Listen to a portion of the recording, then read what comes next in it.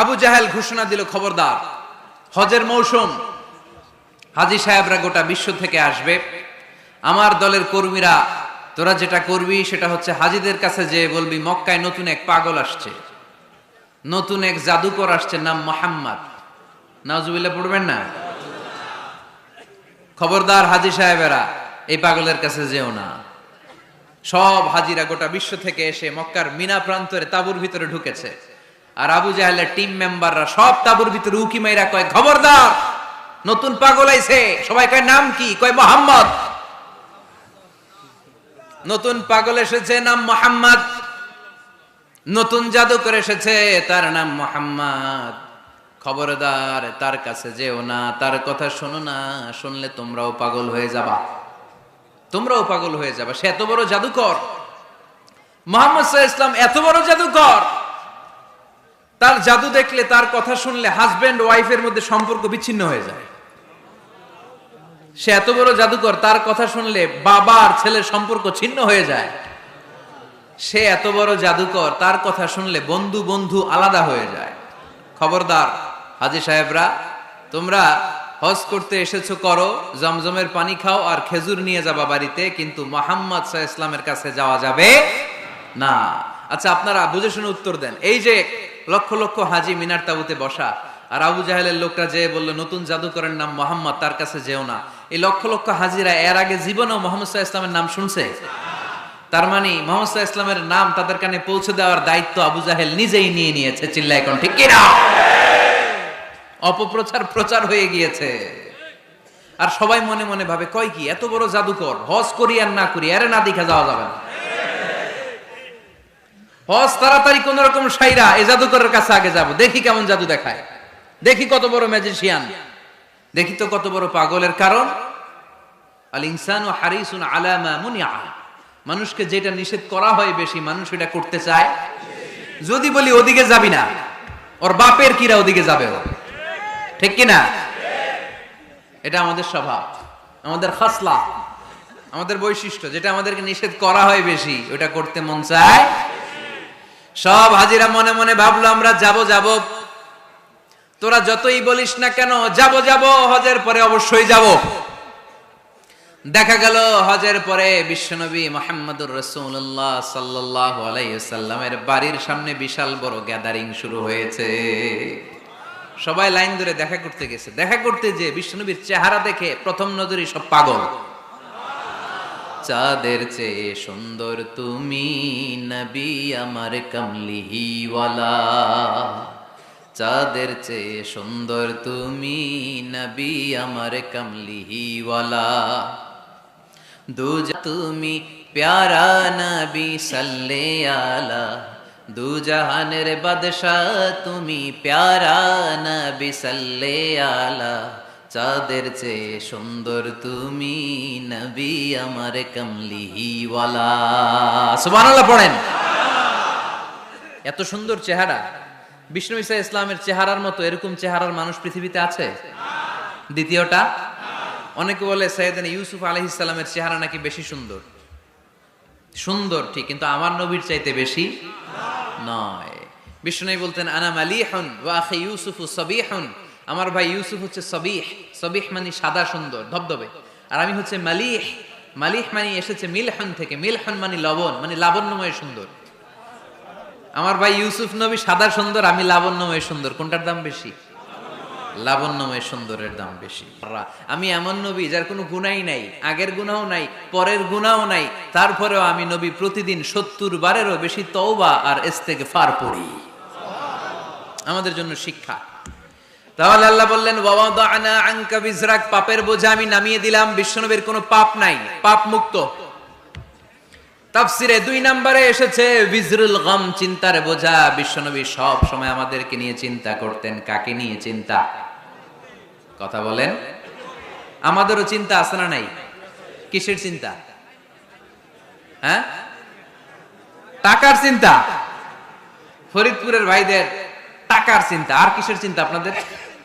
হ্যাঁ, উম্মতের চিন্তা। মাশাআল্লাহ, এই ভাই উম্মতকে নিয়ে ভাবে। আপনাদের আর কার কি নিয়ে চিন্তা বলেন?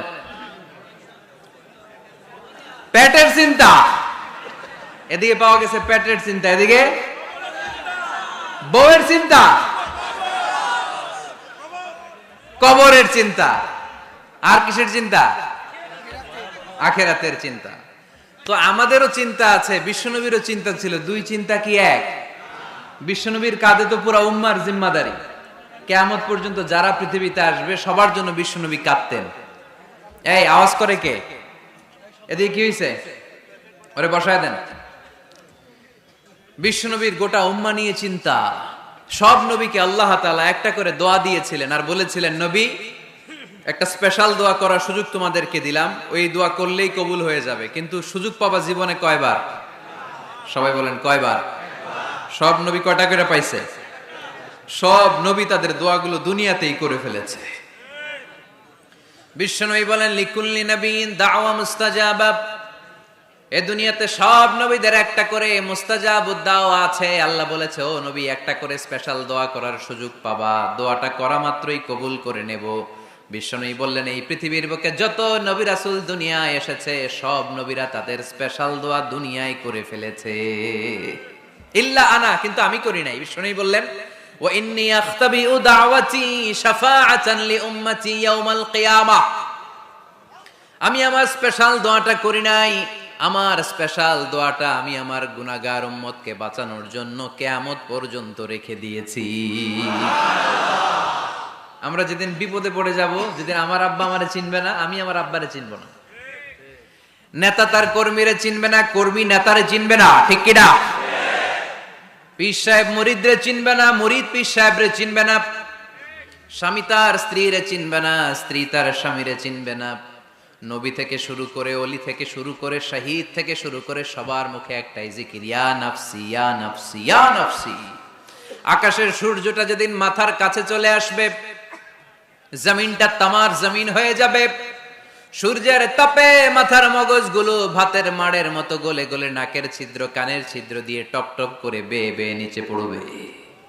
ওই কঠিন দিনে কেউ কাউরে চিনবে না।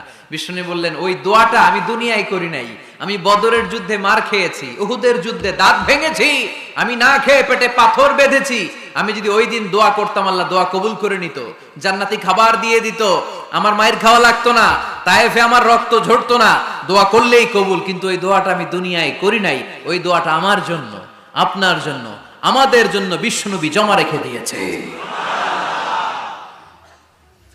এজন্য বিশ্বনবীর চিন্তা আর আমাদের চিন্তা এক চিন্তা না, বিশ্বনবীর পুরা উম্মতের চিন্তা। কিয়ামত পর্যন্ত যত মানুষ আসবে সবাই আমার উম্মত, না জানি তাদের নসিবে কি হয়ে যায়। এই চিন্তার বোঝা বিশ্বনবীকে কাবু করে ফেলেছিল। আল্লাহ বললেন, নবী নো টেনশন, কোনো টেনশন নাই, আপনার এই চিন্তার বোঝাকে আপনার পিঠ থেকে আমি আল্লাহ নিজ দায়িত্বে সরিয়ে নিলাম। এজন্য আল্লাহ বললেন, আলাম নাশরাহ লাকা সাদরাকা ওয়া ওয়াদা'না আনকা বিজরাক আল্লাযী আনকাদা যাহরাক। যেই চিন্তার বোঝা আপনাকে কষ্ট দেয়, যেই চিন্তার বোঝা আপনারে পেরেশান করে তোলে, আপনার পিঠ থেকে ওই চিন্তার বোঝা নবী আমি সরিয়ে নিলাম। কি দিয়ে সরিয়ে নিল? কোরআনের আলো দিয়ে। আওয়াজ করে বলতে হবে, কি দিয়ে?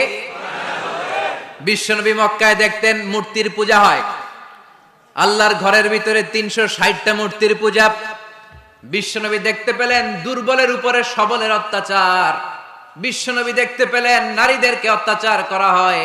কন্যা সন্তান হলে বাবা তার মেয়েটাকে নিয়ে জঙ্গলের ভেতরে ঢুকে কিংবা মরুভূমির ভেতরে যে জীবিত দাফন করে দেয়।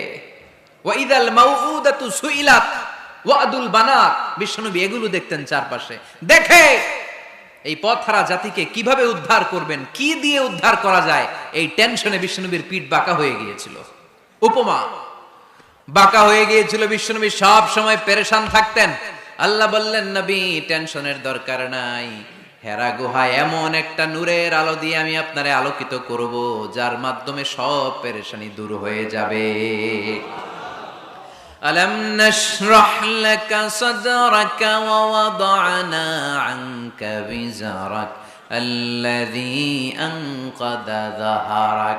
আপনাকে পেরেশান বানিয়ে দেয় এরকম সব চিন্তার বোঝা আমি আল্লাহ সরিয়ে নিলাম। সুবহানাল্লাহ। দুইটা নেয়ামত শুনলাম, এবার 3 নম্বরের নেয়ামত আল্লাহ বললেন, ওয়া রাফা'না লাকা যিকরাক। এই আয়াতটা মুখস্থ করতে হবে আজকে, আমার সাথে সাথে পড়েন, ওয়া রাফা'না লাকা যিকরাক।